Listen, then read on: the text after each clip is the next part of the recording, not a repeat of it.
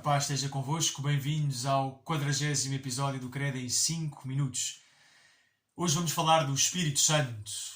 E a primeira pergunta é: quem é o Espírito Santo?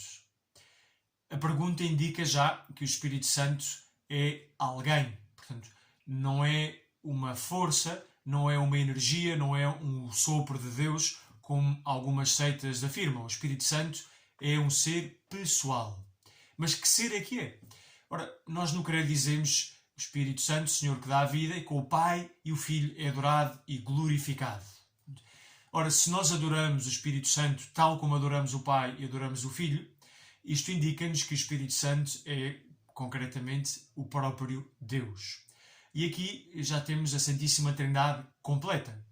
O Pai, que gera o Filho desde toda a eternidade, o Filho que recebe todo o seu ser, tudo aquilo que é do Pai, também desde sempre, e o Pai e o Filho que conjuntamente dão origem ao Espírito Santo. Mas isto, lembremos, não acontece no tempo. Sempre o Pai teve o Filho e sempre o Pai e o Filho expiram o Espírito Santo, dão origem ao Espírito Santo. O Espírito Santo é, por isso, o mesmo Deus que o Pai e que o Filho, e tem as mesmas características do Pai e do Filho. É todo-poderoso, é eterno, é omnisciente, omnipresente, por aí fora. A única diferença é que é uma pessoa distinta do Filho e é uma pessoa distinta do Pai. Santíssima Trindade, um só Deus em três pessoas. O Espírito Santo, a terceira destas pessoas. Nós começamos a ouvir falar do Espírito Santo de maneira velada no Antigo Testamento, e por isso no Credo também dizemos que ele falou pelos profetas.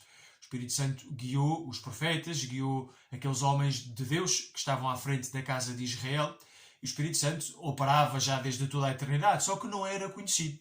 Israel, como bem lembramos, conhecia o Deus único, e não havia outro para além dele, mas não sabia que este Deus era Pai, Filho e muito menos Espírito Santo. Já quando Jesus diz que é Deus, os israelitas ficam chocados, como é que é possível que sejam só Deus e haja duas pessoas. Quando Jesus revela que é uma terceira pessoa, então a confusão é total. E é só em Cristo que esta revelação se dá, que esta revelação é plena. O Espírito Santo acompanha a missão visível de Jesus. A missão visível do Filho de Deus começa no momento da sua encarnação e até a sua ascensão aos céus. E a missão do Espírito Santo é precisamente a mesma de Jesus. Vai preparando, colaborando com tudo aquilo que Jesus é, diz e faz. Temos alguns momentos-chave em que o Espírito Santo atua. Por exemplo, na Anunciação, quando o arcanjo Gabriel anuncia a Nossa Senhora a vontade de Deus, de que o Filho de Deus nasça de Maria Virgem, dela, e quando Nossa Senhora entende aquilo que era necessário entender e diz sim, fiat, pois o Espírito Santo desce sobre Nossa Senhora. E é pelo poder do Espírito Santo que o Filho de Deus se faz carne no seio virginal de Maria.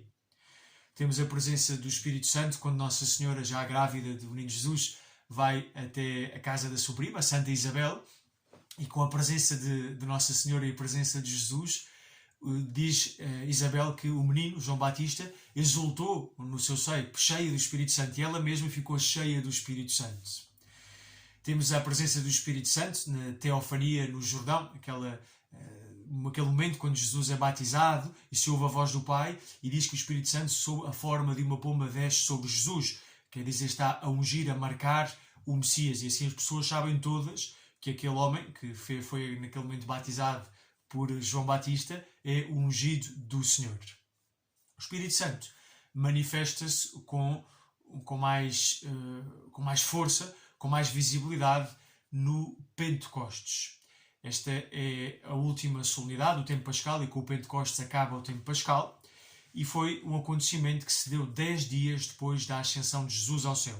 Jesus tinha prometido, quando ele fosse glorificado, quando a sua humanidade entrasse no céu, que ele e o Pai enviariam um Consolador, o Paráclito, um novo Consolador. Jesus era o primeiro, que é o Espírito Santo. E no dia de Pentecostes, os apóstolos estão reunidos em oração, juntamente com Nossa Senhora e algumas mulheres, e o Espírito Santo entra, rompendo naquela casa, naquela sala onde Jesus, não muito tempo antes, tinha celebrado a última ceia, instituído a Eucaristia, e enche os apóstolos com a sua presença. Transforma os apóstolos e torna-os plenamente capacitados para a sua missão. O Espírito Santo, por isso mesmo, juntamente com Cristo, formam a Igreja, constituem a Igreja e fazem que a Igreja seja capaz de realizar a sua missão. Abençoe-vos Deus Todo-Poderoso, Pai, Filho e Espírito Santo. Tenham um ótimo dia.